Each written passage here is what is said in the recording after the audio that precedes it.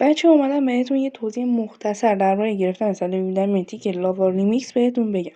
اینجا که قسمت سی پیه، با سی پی باید بگیریم. خب ما نمیخوایم گد شارت رو میزنیم، اینجا سی پی میاره، ما باید میخوایم کاملا رایگان بگیریمش.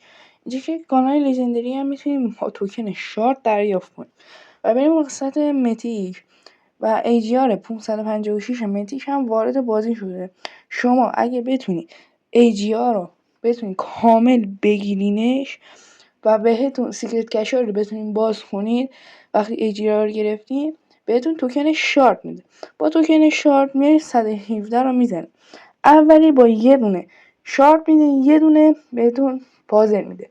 خب و وقتی 117 از سیکرت کش رفته تا بی نهایت میتونید پازل 117 متیک بگیرید. اینم از این توضیح خفن. اگه خوشت اومد یه لایک و ساب پای ویدیو بذار، عشق منید.